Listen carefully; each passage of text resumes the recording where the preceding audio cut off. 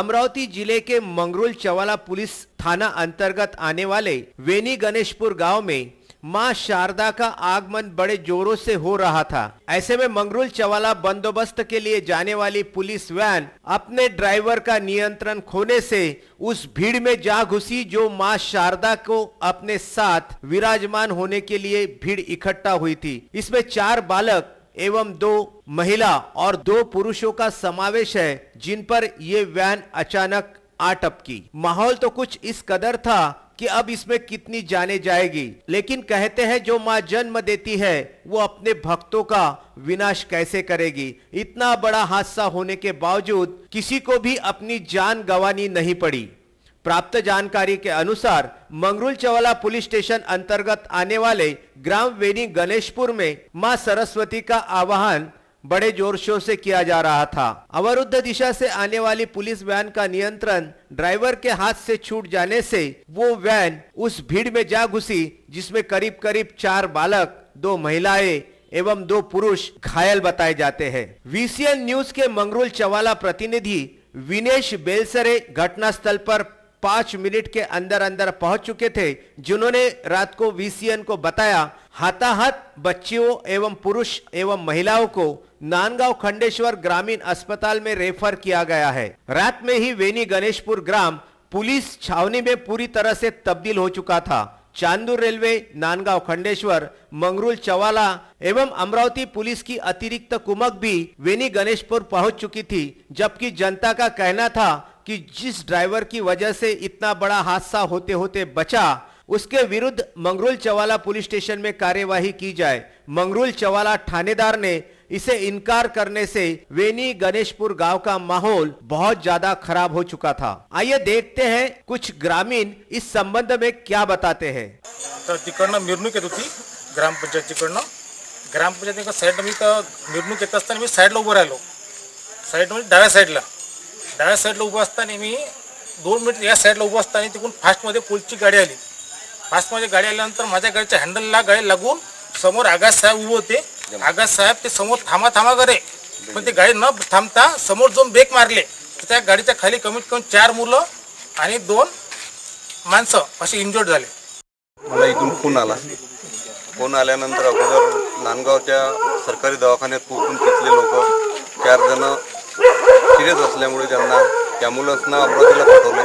नंतर गावात आल्यानंतर गावाच्या माहितीनुसार अनट्रेन ड्रायव्हर पोलीस कर्मचारी गजानन मल्ले ते अनट्रेन ड्रायव्हर नसताना पोलीस कॉन्स्टेबल ही गाडी चालवायला बसले व त्यांना गाडीनं सांभाळल्यामुळे पहिल्यांदा त्यांच्याच बीड जमादार आगाशी साहेबांना उडून नंतर 3 विद्यार्थी व 3-4 गावातील नागरिकाला ठोकर मारत गाडी समोर नेऊन गेली व नंतर समोर जाऊन पलटी झाली। कई बार अमरावती से पत्रकारों के फोन जाने के बावजूद मंगरूल चवाला के थानेदार चौधरी रॉन्ग नंबर बताकर अपने कर्तव्य को विराम देने की कोशिश करते हैं। मंगरूल चवाला पुलिस स्टेशन आए दिन गोवंश एवं रास्तों से संबंधित यातायात को लेकर विवादों में घिरा रहता है। कई बार न्यूज चैनल या मीडिया से जब फोन जाते हैं तो पुलिस स्टेशन का फोन नंबर या तो नदारद रहता है या मोबाइल पर संपर्क करने के बावजूद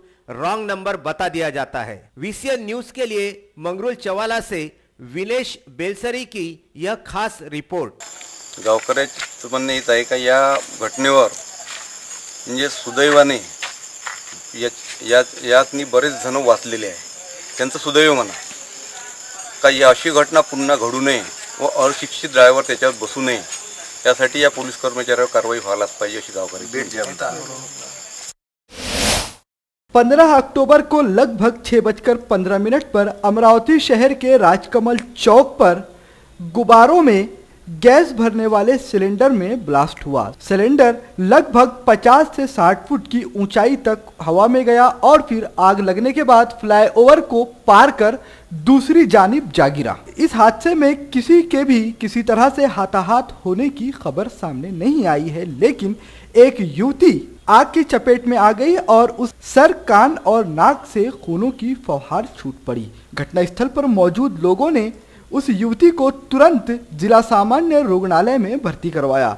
जिला सामान्य रुग्णालय में प्राथमिक देख उपचार के बाद उसे रेडिएंट हॉस्पिटल रेफर कर दिया गया। इस मौके पर शहर के लोगों ने इरविन अस्पताल और राजकमल चौक पर भारी गर्दी की थी। चश्मदीदों का कहना है कि अगर घटनास्थल पर भीड़ और ज्यादा होती या यही हादसा लगभग 7 बजे के करीब हुआ होता तो नुकसान बढ़ सकता था और इस ब्लास्ट की वजह से राजकमल चौक स्थित दुकानों के शेड भी टूट चुके हैं। वह पास में मौजूद थिएटर का फाइबर शेड भी पूरी तरह से टूट चुका है। इस घटना के तुरंत बाद ही घटनास्थल पर डॉग स्क्वाड दस्ता और अग्निशमन विभाग की टीम पहुंच गई। अग्निशमन विभाग और डॉग स्क्वाड दस्ते ने हालात को काबू किया।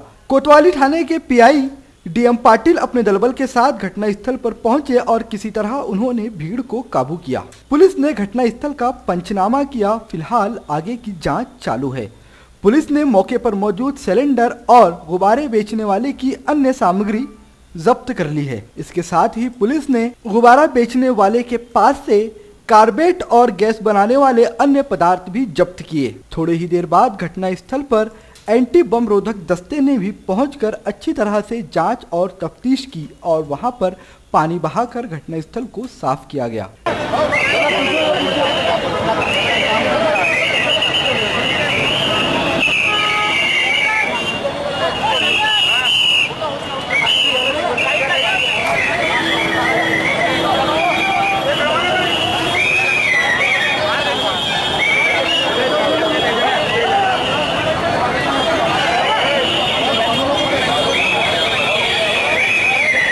VCN न्यूज इससे पहले भी कई बार यह खबर चला चुका है कि इस तरह से भीड़भाड़ वाले इलाकों में कार्बेट से गैस बनाकर बलून में भर के बेचना यह हानिकारक हो सकता है और इससे परिसर के लोगों की जान को भी खतरा हो सकता है।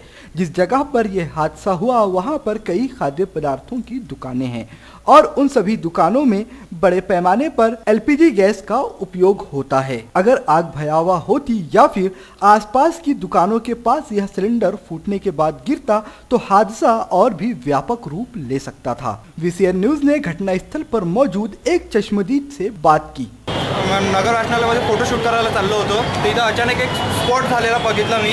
तो तिच्यात 2 सिलेंडर होते, एक सिलेंडर जागेवरच फुटलं आणि एक सिलेंडर त्या 50 फूट पुलाच्या वरून जाऊन महानगरपालिकेच्या गेटच्या समोर पडलं आणि तिथली 4 मुली जात होत्या। तर त्या 2 मुलीच्या अंगावर ते सिलेंडर पडलं आणि त्या दोन्ही मुली खूप जखमी आहे आणि त्यांना उचलून आम्ही ऑटोमध्ये पाठवून इरविनमध्ये भरती केलेलं आहे। तर हे जे सिलेंडर हे पूर्ण हानिकारक आहे आमच्यासाठी आणि एक तर नवरात्र चालू आहे आणि या नवरात्रामध्ये हे सिलेंडर वापरलेच नाही पाहिजे। जेव्हा सिलेंडर फाटला ब्लास्ट झाला तेव्हा आम्ही तिकडे उभे होतो। जेव्हा आवाज आली जे पोरीच्या अंगावर पडला ते आम्ही एक्झॅक्ट आम्हाला माहित नाही कोणाच्या सिलेंडर वरून पडला, पुलावरून आला, 50 फूट पुलावरून आला, ते झाडापाशी पडला, झाडापाशी 50 फूट वरतून गेला कॉर्पोरेशनच्या बिल्डिंगवर गेला एक तुकडा। हा आणि ते झाडापाशी पडलं, ते झाडापाशी पडलं। मग ते आम्ही पाहिलं तर आम्हाला भेव वाटलं तर आम्ही तिकडून चालले गेलो तो। फिलहाल हालात काबू में हैं, घायल का उपचार भी चल रहा है।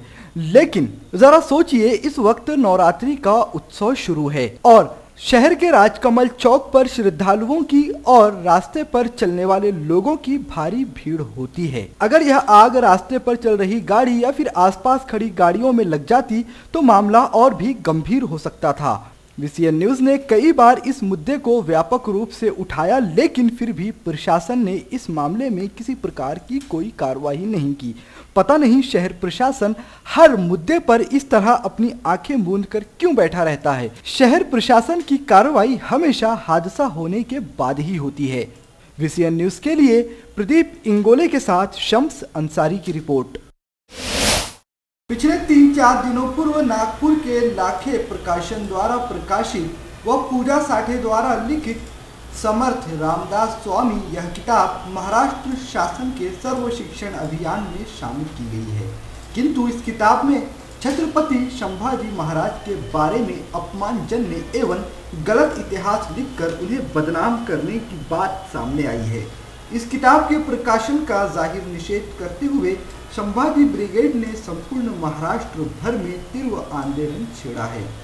इसी विषय में 15 अक्टूबर के रोज संभाजी ब्रिगेड की तरफ से गठ शिक्षण अधिकारी एवं दरियापुर तहसील के तहसीलदार अमोल कुंभार को ज्ञापन सौंपा गया। ज्ञापन में इस किताब को वापस बुलाकर नष्ट कराने की मांग की गई ताकि छोटे बच्चों के सामने छत्रपति संभाजी महाराज का झूठा इतिहास न रखा जाए और बच्चे उनसे घृणा न करें।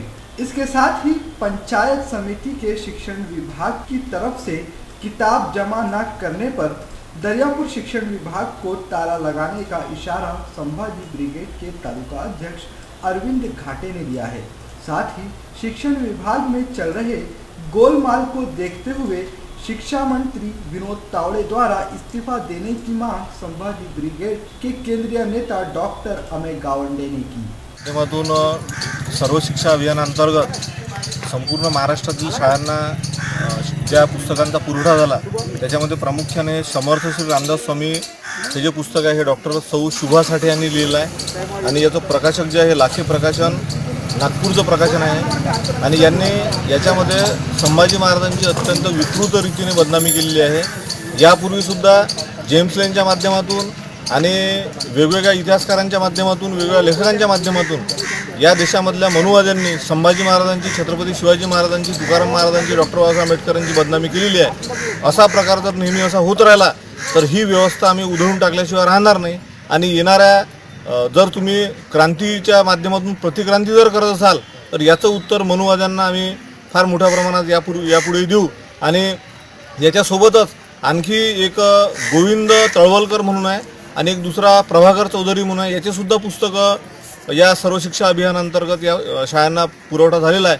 हे सुद्धा हा पुरवठा झालेला जो आहे हे सुद्धा या पुस्तकांवर शासनाने तसेच पाठ्यपुस्तक मंडळाकडून ही पुस्तकांची जी पुरवठा झालेल्या पुस्तकं जे आहे थांबवण्यात यावी अशी आम्ही एक कायद्याने मागणी करत आहोत। कायद्याने जर मागणी आमची मान्य जर झाली नाही तर आम्ही या समोर शिक्षण विभागाला टाळ्या ठोकल्याशिवाय इथल्या ऑफिसर्सला राहणार नाही अशी आम्ही तुम्हाला या ठिकाणी सांगू इच्छितो। इस मौके पर तालुका कार्य अध्यक्ष नमित दूत के सचिव वैभव तिमाने, शहर अध्यक्ष सुशांत गावंडे, सौरभ गावंडे, प्रशांत मानकर के साथ अधिक कार्यकर्ता उपस्थित थे। VCN न्यूज के लिए दरियापुर से किरण भोले की रिपोर्ट।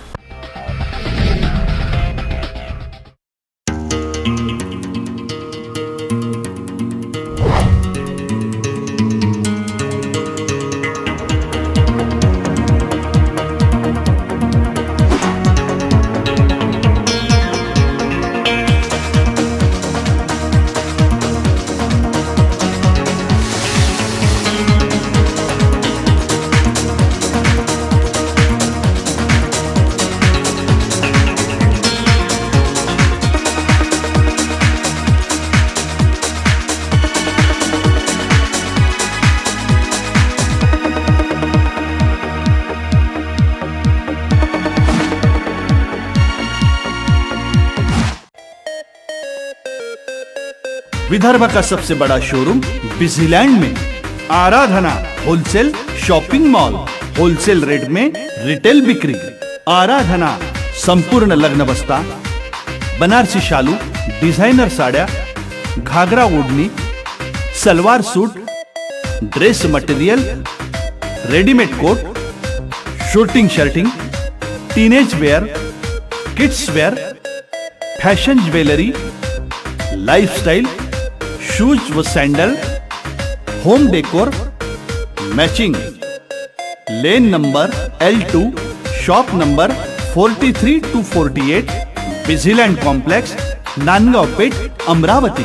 आराधना wholesale shopping mall, wholesale rate में चिल्लर बिक्री। 15 अक्टूबर 2018 को अमरावती जिला कांग्रेस कार्यकर्ताओं ने जिला अधिकारी अभिजीत बांगर के कार्यालय पहुंचकर जमकर हुहल्ला मचाया। दरअसल कांग्रेस कार्यकर्ता किसानों का नेतृत्व करते हुए तुअर, सोयाबीन और कापूस खरीदी को लेकर जिला अधिकारी को ज्ञापन सौंपने गए थे, लेकिन इस ज्ञापन के दौरान कांग्रेस कार्यकर्ताओं ने जिला अधिकारी के कार्यालय में ही अपनी बैठक बना ली और कहा कि जब तक किसानों से जुड़ी उनकी मांगें मान नहीं ली जाती तब तक वह जिलाधिकारी कार्यालय से नहीं हटेंगे। दरअसल कांग्रेस का कहना है कि सरकार बड़े बड़े दावे कर रही है कि किसानों की फसल को हम पहली सरकारों से बेहतर भाव दे रहे हैं और उनकी फसल की खरीदारी कर रहे हैं, लेकिन हकीकत यह है कि वह फसल अभी तक खरीदी नहीं गई है और किसान अपनी फसल को आखिर कब तक पाले। सरकार किसानों की फसल के दुगने भाव के दावे करती है, लेकिन किसानों की पिछली फसल तुअर, सोयाबीन और कपास अब तक उनके गोडाउनों में रखी हुई है।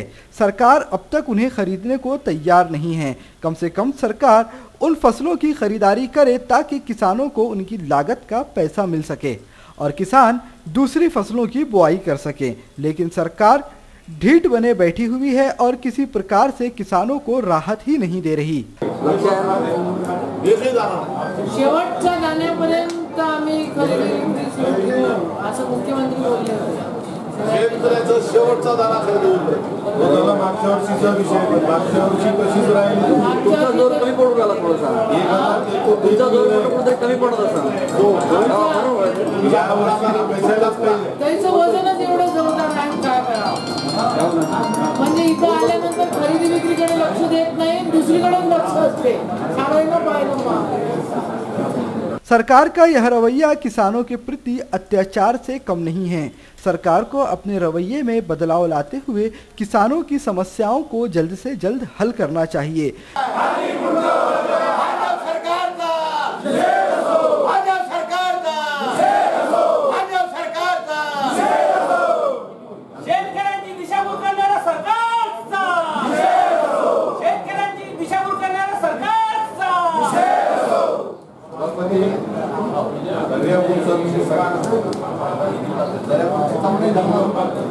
इस मौके पर युवक कांग्रेस के कार्यकर्ता भारी संख्या में कलेक्टर ऑफिस का घेराव किए हुए थे।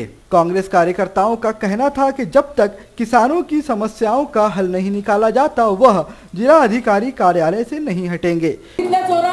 बाहेरचे एक्सपोर्ट आणून इथे ठेवले, आमच्या शेतकऱ्याला मारलं, आम्ही उठतच नाही।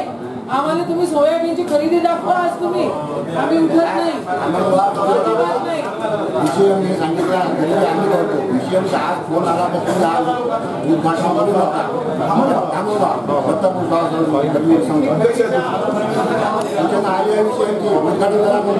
इस मोर्चे का नेतृत्व आमदार यशोमती ठाकुर व आमदार वीरेंद्र जगताप, बबलू देशमुख और केवल राम कड़े कर रहे थे, जिसमें एनएसयूआई अध्यक्ष पंकज मोरे के अलावा कांग्रेस के अन्य कार्यकर्ता भी उपस्थित थे। कांग्रेस के कुछ कार्यकर्ताओं पर प्राथमिकी दर्ज की गई है और कुछ कार्यकर्ताओं को हिरासत में लेकर छोड़ दिया गया।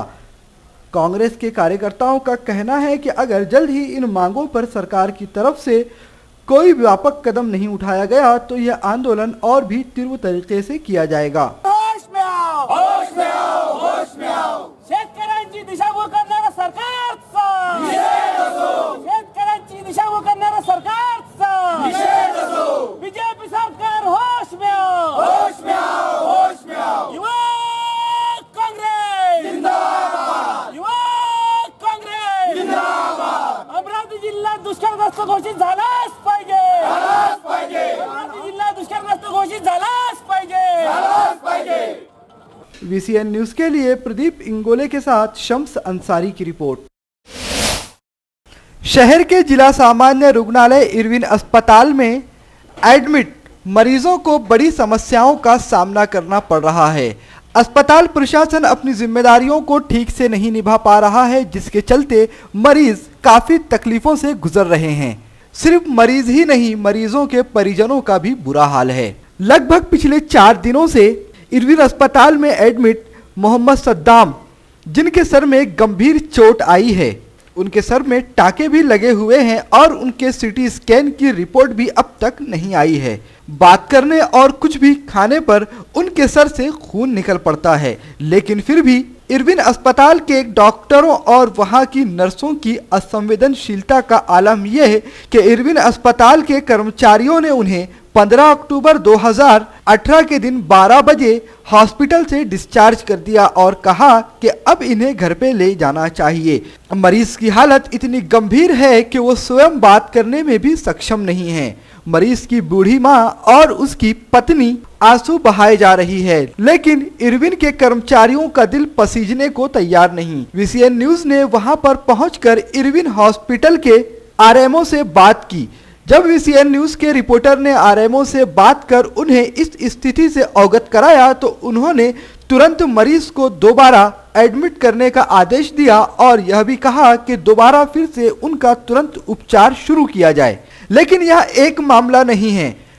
डॉक्टर साहब ने बोले सिटी स्कैन की रिपोर्ट आने की है और परसों के दिन आवरना आपने रिपोर्ट लेके जाना और अभी आप घर को जाओ, छुट्टी हो गई आपको, ऐसा बोले। और क्या बोलते पीछे बहुत मार लगा हुआ है, सामने भी मार लगा है, टाके थोड़ी दूरी दूरी पे मारे हुए और कुछ खाई नहीं जा रहा उनसे और उठे बैठे जैसा जा नहीं रहे ज़्यादा। हाँ, और मतलब खा रहे तो ब्लड चालू हो जा रहा। इरविन अस्पताल के वार्ड नंबर 12 में चले जाइए आप, ऐसे कम से कम 5 मामले जरूर देख पाएंगे। किसी के सर में चोट है, किसी के पैर में चोट है, तो किसी को सांप ने काटा हुआ है। लेकिन वहां की नर्स अर्चना गुटुमवार का रवैया इतना सख्त है कि वार्ड नंबर 12 में भर्ती मरीज बात करने तक को डरते हैं। तिवसा निवासी श्यामराव तुलसीराम पुरवाड़े, इनके पैरों पर सांप ने काटा हुआ है। इरविन अस्पताल में इनके पैरों पर उपचार कर प्लास्टर तो बांधा गया, लेकिन उपचार पूरी तरह से किया नहीं गया। हालत यह है कि अब उनके पैरों में पस भर चुका है और इरविन अस्पताल के डॉक्टर्स व उनकी देखभाल करने वाली नर्स उन्हें डिस्चार्ज लेकर घर जाने के लिए कह रही हैं। आपका उपचार ठीक से कर रहे हैं डॉक्टर? नहीं कर रहे? ट्रीटमेंट हो रहा है बराबर? नहीं, छुट्टी भी दिया मेरे को। छुट्टी क्यों दे दिया? कल जाओ बोल तो मैंने बोला ये ठीक होने की है, इसलिए से पानी बह रहा है, छुट्टी दे रहे, क्या करें। ऐसे ही इरविन अस्पताल में भर्ती एक और मरीज जिनका नाम मोहम्मद रफीक है, वह पिछले 3 दिनों से इरविन अस्पताल में भर्ती हैं, लेकिन एकमात्र डॉक्टर ने आकर कभी उनका हाल चाल तक नहीं पूछा। और विडंबना यह है कि पिछले 3 दिनों से ना ही अस्पताल की तरफ से उनकी कोई तपासनी की गई है और ना ही उन्हें किसी प्रकार की कोई दवा दी गई है। आइए आपको सुनाते हैं क्या कहा उन्होंने VCN न्यूज से बात करते हुए।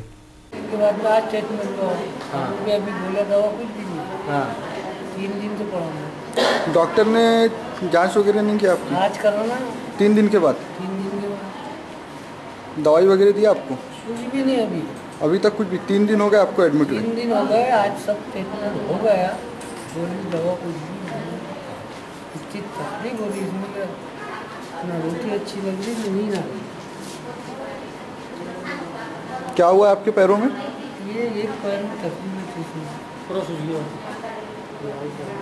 पैसे लाल पड़ गए, ज़्यादा होता है। अच्छा। सिर्फ इतना ही नहीं, इरविन अस्पताल के कर्मचारियों की असंवेदनशीलता का आलम तो यह है कि 14 अक्टूबर की रात चवाड़ा मंगरूल में हुए भयानक हादसे में 9 लोग गंभीर रूप से जख्मी हैं। किसी के सर में गंभीर चोट आई है तो किसी का हाथ टूट गया है और किसी के पेट में टांके लगे हैं। यहाँ तक कि किसी के पैरों में से अब तक खून रिस रहा है, लेकिन अस्पताल के डॉक्टर्स और कर्मचारियों का उनकी ओर कोई भी ध्यान नहीं है। एक लगभग 12 वर्षीय बच्ची के सर में गंभीर चोट है और वो दर्द से तड़प रही है, लेकिन एक दिन पूरा गुजर जाने के बावजूद अब तक इरविन के डॉक्टरों को इतनी जहमत गवारा नहीं हुई कि उस बच्ची का सिटी स्कैन कराकर उसके तकलीफ की असली वजह का पता किया जाए। और परिजनों के तकाजा करने पर वह साफ तौर पर कह रहे हैं कि आज सिटी स्कैन नहीं हो सकता क्योंकि डॉक्टर्स उपलब्ध नहीं हैं। यह सारी स्थिति वाकई चिंताजनक है। आलो होतो, टीव्ही निघाली होती, कंट्रोलवाले होते, सर्व 200-300 लोक होते, पोलीसची गाडी आली, पोलीसच्या गाडीवाल्याने डायरेक्ट 9 जण ओढून टाकले, उडवले। तेव्हापासून त्यांना दवाखान्याला अजूनही काही तिचा इलाज टाकून ठेवून दिला, काहीपासून संध्याकाळी विलास केला, सर्वजण आले पोलीसवाले, पण आज सकाळपासून त्यांना हलवलं, सलाईन नाही, इंजेक्शन नाही, काहीच नाही, काहीच नाही लागून राहिले, नसा लागू राहिली म्हणते, कशाच काही इलाज नाही, पेशंट पण गंभीर पेशंट आहे, पेशंटची हालत नाही, डोळे उघडत नाही, पेशंट 2 पेशंट आहे आपली, एकाचाही इलाज नाही सांगण्यात। इरविन अस्पताल के आला अधिकारियों को और प्रशासन से जुड़े स्वास्थ्य अधिकारियों को इन समस्याओं पर ध्यान देने की जरूरत है ताकि वहां पर आने वाले मरीजों को किसी प्रकार की कोई तकलीफ न हो, और अगर उपचार में देरी हो भी जाए तो कम से कम मरीजों के साथ और उनके परिजनों से वहां के नर्स और डॉक्टर्स सभ्य तौर पर व्यवहार तो कर ही सकते हैं। VCN न्यूज के लिए शम्स अंसारी की रिपोर्ट।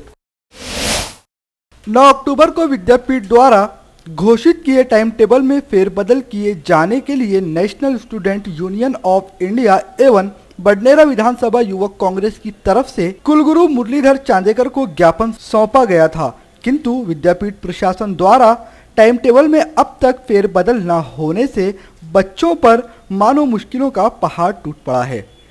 प्राध्यापकों के काम बंद आंदोलन से पहले ही विद्यार्थियों का नुकसान हो चुका है। ऐसे में सभी विद्यार्थियों की आगामी सप्ताह में परीक्षाएं होने वाली हैं। बहुतांश महाविद्यालय और विद्यालयों में सबमिशन शुरू है। इस दौरान विद्यार्थियों को पढ़ाई के लिए वक्त न मिलने से उनके परीक्षा परिणामों पर गलत असर होने की संभावना है, जिस वजह से इस मुद्दे को देखते हुए national student union of India की तरफ से विद्यापीठ प्रशासन पर हल्ला बोल करने का फैसला किया गया है। दिनांक 9 ऑक्टोबर रोजी आम्ही विद्यापीठ प्रशासनाला एक निवेदन दिलं होतं विद्यार्थ्यांच्या मागणींचं की वेळापत्रक जे त्यांनी डिक्लेअर केलं विद्यापीठाने ते विद्यार्थ्यांच्या हिताचं नाही आहे, ते फक्त विद्यापीठाने स्वतःच्या मनमर्जीने तयार केलेलं आहे। विद्यापीठाने विद्यार्थ्यांचा कुठे विचार न करता ते जाहीर केलं आहे। त्यामुळे विद्यार्थ्यांना नुकसान होऊ शकते म्हणून आम्ही त्यात बदल करण्यात यावे या विषयाचं एक निवेदन दिलं होतं 9 तारखेला। त्यांनी 2 ते 3 दिवसात त्याचा निकाल लावू आणि सकारात्मक निकाल लावू असं त्यांनी आम्हाला सांगितलं होतं। 2 दिवसात फोन करतो मेल करतो असं त्यांनी म्हटलं होतं, परंतु अद्याप आज 15 तारखेला 6 दिवस लोटले आहे। अद्यापपर्यंत विद्यापीठाकडून आम्हाला काही एक रिप्लाय आलेला नाही आहे। 22 तारखेपासून विद्यापीठाच्या परीक्षा चालू होणार आहेत। विद्यार्थ्यांच्या जीवनाशी विद्यापीठ खेळ करत आहे, कारण की 22 तारखेपासून एक्झाम आहे। अजूनपर्यंत त्यांनी निर्णय डिक्लेअर का नाही केला? विद्या म्हणजे परीक्षेच्या आदल्या दिवशी यांचा करायचा मनसुबा आहे की विद्यार्थ्यांचं नुकसान सबमिशन वगैरे चालूच आहे। पूर्ण शाळेचे कॉलेजेसचे सबमिशन अजून व्हायचे आहेत। 17 अजून संपायचं, आज 17 संपणार होतं परंतु 17 अजून संपायचं आणि हे इंजिनिअरिंगचं झालं। इंजिनिअरिंग व्यतिरिक्त बाकीचे प्राध्यापकांचे संप चालू असल्यामुळे त्यांचा सुद्धा अभ्यासक्रम अद्याप कंप्लीट झालेला नाही आहे। तरी सुद्धा विद्यापीठ आपल्या मनमर्जीने परीक्षांचं तेच वेळापत्रक कायम ठेवायचं हे करा, त्यासाठी आम्ही तर हल्लाबोल विद्यापीठावर आज केला आहे। आमच्या जर त्यांनी लेखी मागण्या 2 दिवसात टाइम टेबल डिक्लेअर करू असं जर आम्हाला लेखी दिलं नाही तर आम्ही ते ठिय्या आंदोलन आज करणार आहे। पुढे जे काही होईल त्याला विद्यापीठ प्रशासन जिम्मेदार राहील। इसके साथ ही विद्यार्थियों के साथ आंदोलन करने का भी फैसला लिया गया है। We want justice. We want justice. We want justice. We want justice. NSUI जिंदाबाद जिंदाबाद जिंदाबाद। NSUI जिंदाबाद। हमारी मांगे पूरी करो, हमारी मांगे पूरी करो, वरना कुर्सी खाली करो। हमारी मांगे पूरी करो, वरना कुर्सी खाली करो, हमारी मांगे पूरी करो। इस मौके पर जिला अध्यक्ष संकेत फुलकुटे के नेतृत्व व प्रदेश अध्यक्ष मोयार के मार्गदर्शन में ऋग्वेद सरोदे, स्नेहदीप टायवाड़े, आदित्य साखरे, सर्वेश खांडे, पवन गावंडे के साथ अन्य विद्यार्थी उपस्थित थे। VCN न्यूज के लिए प्रदीप इंगोले की रिपोर्ट। दरियापुर तालुका के हिंगनी मिर्जापुर ग्राम पंचायत में सिर्फ विवादों का ही सिलसिला नजर आ रहा है। यहाँ के ग्राम सचिव से तंग आकर सरपंच वानखेड़े ने गट विकास अधिकारी सुधीर भट्ट के पास शिकायत की है। इस शिकायत के अनुसार ग्राम पंचायत के सचिव पी नवले गांव के दोनों ही गटों में राजकारण कर गिने चुने दिन ही ग्राम पंचायत में नजर आते हैं। साथ ही सरपंच, उप सरपंच या किसी भी सदस्य से संपर्क तक नहीं रखते और तो और महिला सरपंच एवं महिला सदस्यों से बात करते समय अपमानकारक भाषा का उपयोग करते हैं। हर माह की होने वाली बैठक को सचिव उपस्थित न रहने से बार बार टाल दिया जाता है। साथ ही गांव में राजकारण करते हुए अपना मनमानी कारभार चलाते हैं। इतना ही नहीं तो 14वें वित्त आयोग की पूर्व निधि भी गांव के कामकाजों के लिए उपयोग में नहीं लाई गई। घरकुल के लाखों रुपयों में भ्रष्टाचार करने का आरोप भी इस शिकायत में किया गया है। इस विषय पर गट विकास अधिकारी द्वारा कार्रवाई न की जाने पर ग्राम पंचायत सरपंच, उप सरपंच एवं सभी सदस्य ग्राम पंचायत समिति कार्यालय के सामने आमरण अनशन करने का इशारा ग्राम पंचायत सरपंच नीता वानखेड़े, उप सरपंच प्रशांत वानखेड़े, ऋषिकेश गावंडे के साथ आदि सदस्यों ने दिया। माझ्याकडे हिंगणी मुर्जापूर येथे सरपंच, उपसरपंच हे ग्रामपंचायत नवले याची तक्रार घेऊन आले होते। ग्रामपंचायत नवले हा तिथं अरेराईनं वागतो, महिलांशी असभ्य वर्तणूक करतो, गावाचा विकास 2 घरात भांडणे लावतो। त्यामुळे त्यांची बदली लवकरात लवकर असे निवेदन आम्ही त्यांना दिले आहे। तिथे शौचालयाची चौकशी लावण्यात यावी हेही आम्ही त्यांना निवेदन दिलेलं आहे। व्हिडिओ साहेबांनी त्याची लवकरात लवकर दखल घेऊन त्यांची बदली करावी ही यांची मागणी आहे। आता आम्ही त्यांना निवेदन 8 दिवसात तर त्यांनी हे केले नाही तर हे उपोषणाला बसतील असे मी तुम्हाला निवेदनाद्वारे हे केलेले आहे। नवले हे गावात येत नाही आणि त्यांची जे वागणूक आहे ही महिलांच्या दृष्टीने फार वाईट वाटली आणि जे कामाची जे पद्धत आहे त्यांची ती विरोधी पक्षासारखी वाटत आहे. त्यामुळे त्यांची आम्हाला फार अडचण होत आहे आणि त्यांची आम्हाला बदली महत्त्वाची आहे. पण ते कुठलंही काम करण्यास त्यांची इच्छाच होत नाही. गावाचा विकास पण पूर्ण रखडलेला आहे, तरी त्यांची बदली लवकरात लवकर व्हावी ही इच्छा आहे. VCN न्यूज के लिए दरियापुर से किरण होली की रिपोर्ट. श्रद्धा फैमिली शॉपिंग में जाएंगे हम सभी, साड़ियों की नई डिजाइन देखो यहीं से लाएंगे. श्रद्धा फैमिली शॉपिंग में जाएंगे हम सभी, लेडीज जेंट्स बच्चों की हर फैशन लाएंगे सभी. फैशन के सफर में आप भी आगे ही आगे बढ़ते चलिए, क्योंकि बिजीलैंड का सबसे बड़ा आलीशान भव्य showroom Shraddha family shopping and mall, Busyland complex, Nandgaon Peth, Amravati.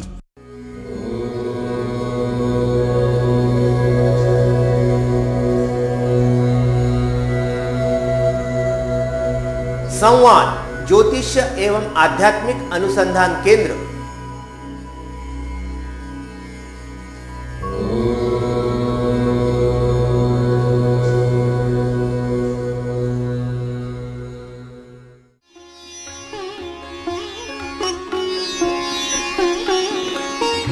समृद्ध जन्म कुंडली के अनुसार करें अपने व्यक्तित्व का निर्माण, अपने बच्चों की परवरिश करें उनकी जन्म कुंडली एवं ज्योतिष परामर्श के अनुसार. विस्तृत फलादेश के साथ जन्म कुंडली का नया स्वरूप, ग्रहों की शांति के विभिन्न उपाय. संवाद ज्योतिष्य एवं आध्यात्मिक अनुसंधान केंद्र, अंबादेवी मार्केट, अंबादेवी, अमरावती.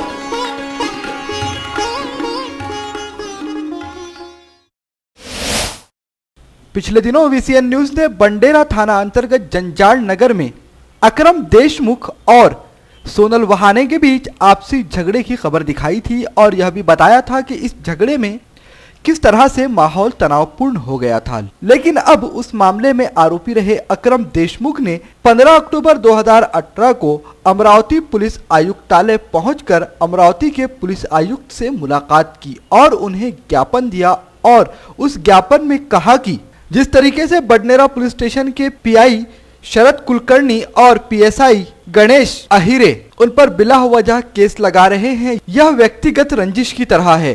किसी भी शासकीय अधिकारी को इस तरह से वो काम नहीं करना चाहिए. उसके साथ ही अकरम देशमुख ने उस प्रकरण में अपनी बेगुनाही के दस्तावेज भी पुलिस कमिश्नर को सौंपे और कहा कि PSI शरद कुलकर्णी और उनके सहयोगी कर्मियों पर इस मामले में गलत तरीके से FIR दर्ज करने और कार्रवाई करने के मामले में उन पर कार्रवाई की जाए और उन्हें भविष्य के लिए चेताया जाए कि वो इस तरह की भेदभावपूर्ण कार्रवाई न करें. VCN न्यूज से बात करते हुए अकरम देशमुख ने बताया कि शहर के पुलिस कमिश्नर संजय बाविस्कर ने उन्हें इस मामले में कार्रवाई का भरोसा दिया है. ऑफिस आए हुए हैं, वहाँ पे CP साहब से हमारी बात हुई है, उनकी बात से मैं एग्री हूँ. उन्होंने मुझे बहुत अच्छी तरीके से समझाया है, मगर जो मेरे साथ जो हुआ है वो बहुत गलत था और आगे किसी भी समाज के व्यक्ति के साथ नहीं होने को ना, इसके लिए मैंने एक निवेदन दिया हूँ. इस मौके पर ज्ञापन देने आए गिरोह में और भी लोग थे और सब के सब यही कह रहे थे कि कहीं ना कहीं बडनेरा पुलिस भेदभावपूर्ण रवैया अपना रही है, जो कि अति निंदनीय है. जो इस बार की घटना है 11 अक्टूबर को जो नई बस्ती में जो अकरम के साथ में जो घटना हुई है, जैसे केस दूसरा और कुछ था और अकरम के ऊपर जो केस लगाया गया वो दूसरा और कुछ था. झगड़ा ये छुड़ाने के लिए गए अकरम साहब और पुलिस जो बंडेरा पुलिस स्टेशन के जो सिपाही नहीं आयरे साहब गणेश आयरे साहब ने बगैर इंक्वायरी के अकरम को बुलाए और वहाँ अकरम के नाम से केस बनवाए. जबकि दो बंदों में वो झगड़ा था, सोनल वाहने और दूसरा जो लड़का था अनीस चौधरी, ये दोनों के बीच झगड़ा हुआ. तो अकरम वहाँ वो झगड़ा छुड़ाने के हिसाब से गए. तो आयरे साहब ने जब झगड़ा होने के बाद में रिपोर्ट लिया तो वो जो सोनी वासनिक जो था सोनल वासनिक, तो वो अकरम के नाम से कंप्लेंट डालने के लिए, वो क्या पता नहीं उसको क्या सूझ रहा था, जबकि झगड़ा अकरम का नहीं था. और ये दोनों के बीच का झगड़ा छुड़ाने के लिए वो अकरम के नाम से केस बनाया गया। ये इस पर कम से कम इंक्वायरी होनी चाहिए। VCN न्यूज़ के लिए शम्स अंसारी की रिपोर्ट। हाल ही में नॉक समिति ने अमरावती विद्यापीठ को भेंट दी थी। इस दौरान नॉक समिति के लिए किए गए खर्चे का लेखा जोखा 15 दिनों के अंदर वेबसाइट पर प्रसिद्ध कराने की मांग अमरावती जिला national student union of India की तरफ से संत गाड़गे बाबा विद्यापीठ के कुलगुरु मुरलीधर चांदेकर को सौंपे ज्ञापन में की गई थी। National student union of India यह संगठन विद्यार्थियों के लिए कार्य करती है, जिसके तहत वह विद्यार्थियों के बारे में संपूर्ण जानकारी भी रखती है। इस मौके पर NSUI के अमरावती जिला अध्यक्ष संकेत कुलट, युवक कांग्रेस के उपाध्यक्ष श्रगवेद सरोड़े, स्नेहदीप तायवाड़े, आदित्य साखरे के साथ आदि कार्यकर्ता मौजूद थे। VCN न्यूज़ के लिए प्रदीप इंगोले की रिपोर्ट। इस वक्त स्क्रीन पर आप 3 तस्वीरें देख रहे हैं। तीनों ही तस्वीरें 14 अक्टूबर 2018 की है। शहर में सूबे के मुखिया देवेंद्र फडणवीस का आगमन हुआ था, तो पूरा प्रशासन भी उनके स्वागत में अपनी बाहें बिछाकर लगा हुआ था। लेकिन उसी वक्त की 3 तस्वीरें आप देखिए जिस वक्त शहर में मुख्यमंत्री आए हुए थे। एक तरफ तो मुख्यमंत्री के दौरे में किसी भी तरह का व्यवधान न हो और मुख्यमंत्री के सामने अमरावती महानगर पालिका और शहर पुलिस प्रशासन की किसी भी तरह की निंदनीय तस्वीर ना जाए, इसको लेकर पूरा प्रशासन जोरों शोर से लगा हुआ था। लेकिन ठीक उसी समय शहर के साबुनपुरा परिसर में कोल्हापुरी थाना अंतर्गत एक वारदात भी हो रही थी। आप तस्वीरों को देखिए, सड़क पर खून बिखरा पड़ा है। यह शहर के कानून व्यवस्था की हकीकत है। मुख्यमंत्री अपने दौरे में शहर के कानून व्यवस्था की समीक्षा भी करने के लिए आए हुए थे और उनकी IG, पुलिस कमिश्नर, DSP सभी आला अधिकारियों के साथ उनकी मैराथन बैठक भी हुई। लेकिन उस बैठक के दौरान ही शहर में कानून व्यवस्था का हाल क्या था, यह तस्वीरें बयान कर देगी। शहर का पुलिस प्रशासन मुजरिमों पर अपनी नकेल कसने में पूरी तरह से नाकाम नजर आ रहा है और शहर में दिन ब दिन क्राइम का ग्राफ उठता ही चला जा रहा है। लेकिन इसके बावजूद चिंता किसे है? हर कोई मान्यवरों की खैर बर्दारी में लगा हुआ है। अब दूसरी तस्वीर आप देखिए, ये अमरावती महानगर पालिका के सुकली कंपोस्ट डेपो की है। जिस वक्त मुख्यमंत्री शहर को स्वच्छ रखने की बात कर रहे थे और मुख्यमंत्री यह कह रहे थे कि स्वच्छ भारत के अभियान अंतर्गत अमरावती शहर में अच्छा खासा कार्य हो रहा है और धीरे धीरे आप इन नतीजों को भी देख पाएंगे। ठीक उसी वक्त सुकली डेपो से रह रहकर जोरदार धुआं उठ रहा था। ये आग पिछले 8 दिनों से लगी हुई है, लेकिन अमरावती महानगर पालिका के अधिकारी अब तक इस पर काबू नहीं पाए हैं और ये धुएं की शक्ल में जहर शहर की आबो हवा में घुल रहा है। इसका जिम्मेदार कौन है? क्या अमरावती महानगर पालिका या फिर अमरावती के सुकली कंपोस्ट डिपो का ठेका लेने वाली कंपनी?